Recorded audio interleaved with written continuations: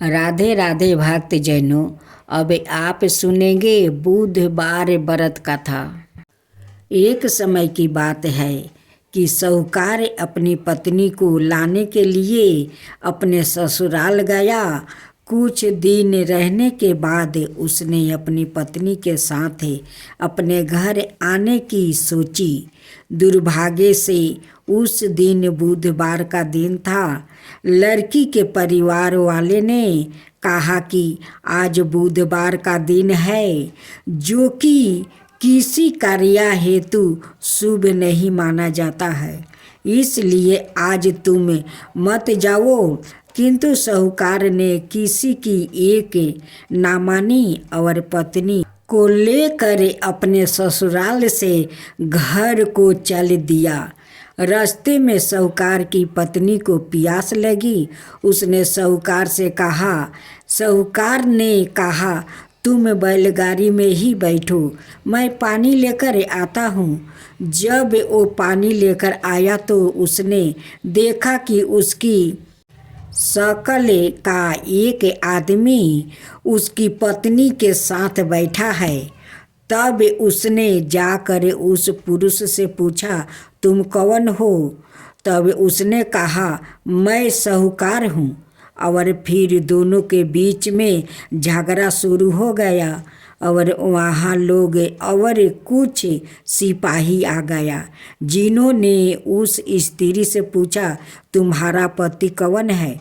तब वो उसका उत्तर ना दे सकी और साहूकार अपने मन में कहने लगा कि ये प्रभु की कैसी लीला है।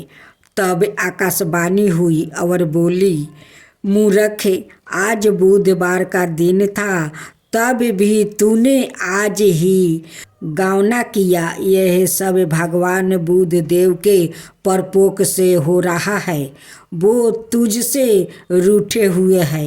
तब साहूकार ने भगवान बुद्ध देव से क्षमा याचना की।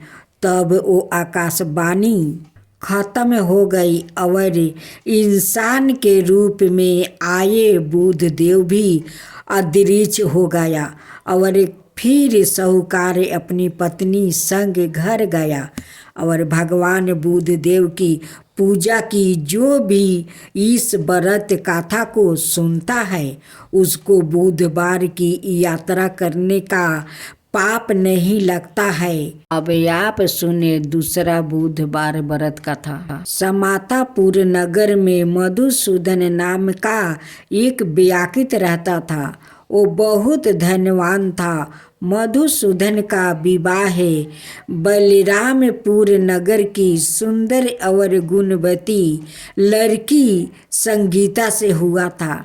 एक बार मधुसूदन अपनी पत्नी को लेने बुधवार के दिन बलरामपुर गया।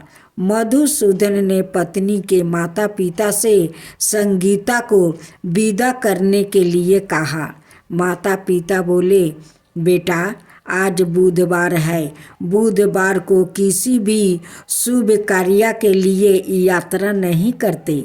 लेकिन मधुसूदन ने नहीं माना। उसे ऐसी शुभ अशुभ की बातों को नहीं मानने की बात कही। तब आग्रह करने पर संगीता के माता पिता ने बेबस होकर दोनों को विदा कर दिया। दोनों ने बैलगाड़ी से यात्रा आरंभ की। 2 कोस की यात्रा के बाद उसकी गाड़ी का एक पहिया टूट गया। वहाँ से दोनों ने पैदल ही यात्रा शुरू की। रास्ते में संगीता को प्यास लगी। मधुसूदन उसे एक पेड़ के नीचे बैठाकर जल लेने चला गया। थोड़ी देर बाद जब मधुसूदन कहीं से जल लेकर वापस आया तो वो पूरी तरह हैरान हो गया, क्योंकि उसकी पत्नी के पास उसकी ही शकल सूरत का एक दूसरा व्याकित बैठा था। संगीता भी मधुसूदन को देखकर हैरान रह गई। वो दोनों में कोई अंतर नहीं कर पाए। मधुसूदन ने उस व्याकित से पूछा, तुम कौन हो और मेरी पत्नी के पास क्यों बैठे हो? मधुसूदन की बात सुनकर उस व्याकृत ने कहा, अरे भाई, यह मेरी पत्नी संगीता है। मैं अपनी पत्नी को ससुराल से विदा कराकर लाया हूँ, लेकिन तुम कौन हो जो मुझसे ऐसा प्रश्न कर रहे हो? मधुसूदन ने लगभग चीखते हुए कहा, तुम जरूर कोई चोर या ठग हो। यह मेरी पत्नी संगीता है।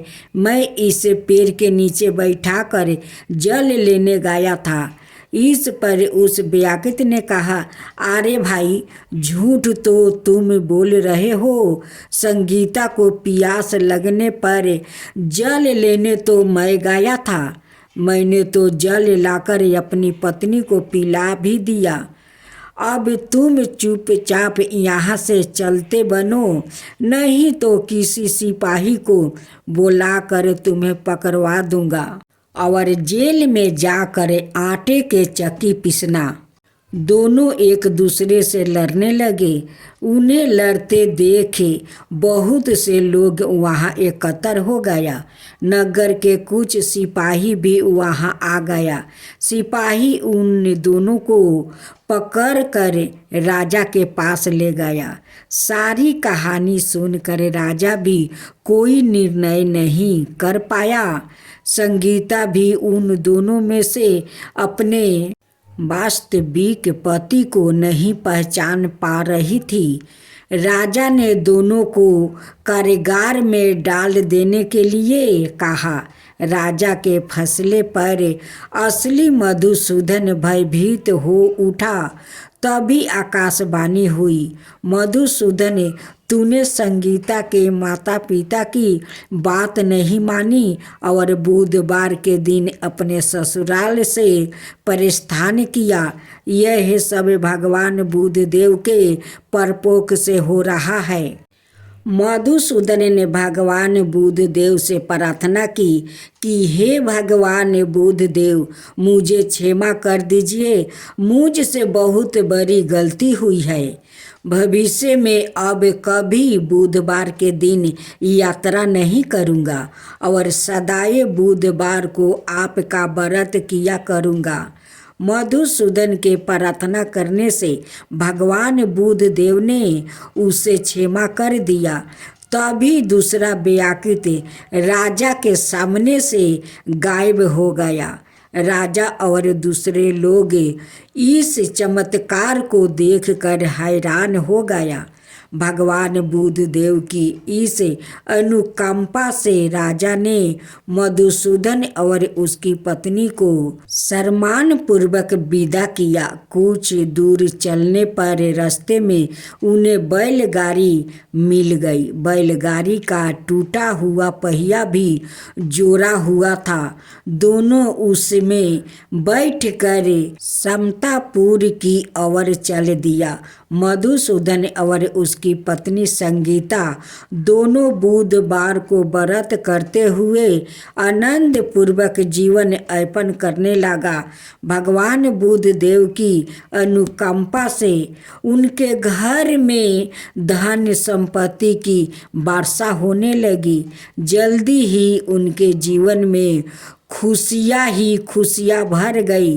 बुधवार का व्रत करने से स्त्री पुरुष के जीवन में सभी मंगल कामनाएं पूरी होती है और व्रत करने वाले को बुधवार के दिन किसी आवश्यक काम से यात्रा करने पर कोई कष्ट भी नहीं होता है। जय गणेश जय गणेश जय गणेश देवा, माता जानकी पार्वती पिता महादेवा। एक दंत दयावंत चार भुजधारी, माथे सिंदूर सोहे मूस की सवारी। पान चढ़े फूल चढ़े और चढ़े मेवा, लड्डुअन का भोग लागे संत करे सेवा। जय गणेश जय गणेश जय गणेश देवा, माता जानकी पार्वती पिता महादेवा। अंधन को आँख देते कोढ़ियन को काया, बाजिन को पुत्र देते निर्धन को माया। सूर शाम शरण आयो सफल की जो सेवा, जय गणेश जय गणेश जय गणेश देवा, माता जानकी पार्वती पिता महादेवा।